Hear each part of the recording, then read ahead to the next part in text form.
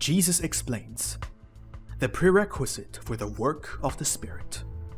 July 26, 1964. Message 8833 from Jesus through Bertha Dudde. Spoken by Pascal. The simple request to suffuse you with my Spirit is enough to be brimming with the Spirit, provided that is not merely spoken by the mouth, but rises up to me from the depths of the heart. For I rejoice in every man who sends this request to me, since he desires clarity of thought in accordance with the pure truth.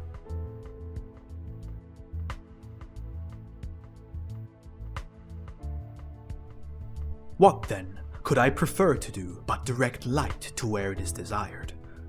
And in accordance with his longing for truth, he will now be blessed.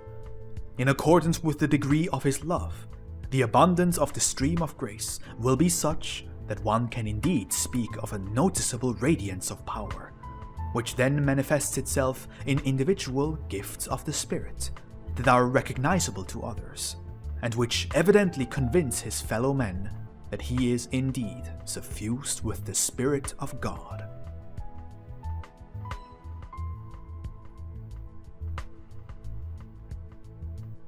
But those would always be exceptional cases, whereas I have given you humans the promise to send the Comforter to all who believe in me and keep my commandments. For to them I wish to reveal myself. And even if this takes place through a vessel whose task it is to receive the word from me, I am nevertheless addressing all of you through it. Thus, I reveal myself to all of you. You would not understand me if I did not enlighten your spirit, if I myself could not work within you. However, because you are active in love, you yourselves kindle a light within you that enlightens you. You awaken the spark of the Spirit within you to life, and this now works upon you from within.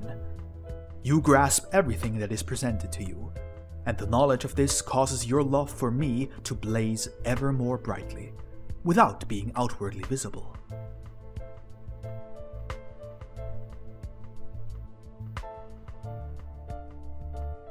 It was this baptism of the Spirit that I meant. For in those days, when I walked upon the earth, the people were still spiritually blind. My work of redemption had not yet taken place, through which they could be freed from their blindness. I spoke of a baptism of fire, of a light of love that would blaze up within them and, like a bright fire, awaken the spirit and dispel spiritual blindness. I announced the work of my Spirit within the people, because I wanted to lead them to knowledge, and this was possible only through the workings of love. And so, all those who stand in love must learn to think properly, provided they desire this, for I set this condition for those within whom my Spirit is to work.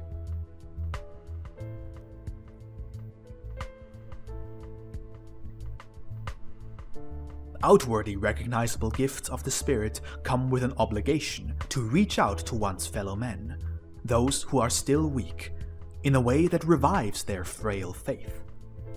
That is why I make those who possess these gifts aware of their mission as well.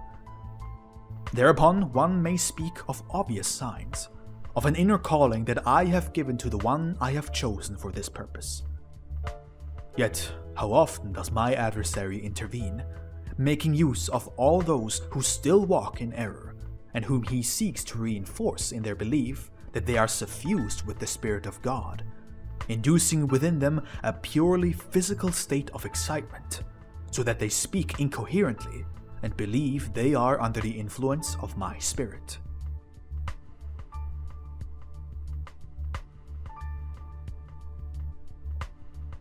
He can only ever exert his influence where people are in error and refuse to be instructed, where the desire for the truth does not prevail within, a desire that would protect them from his influence.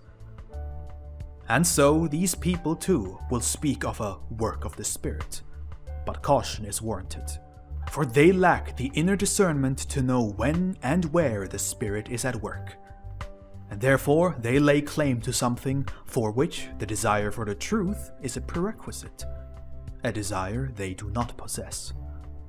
For knowledge of the truth would awaken humility within them as well.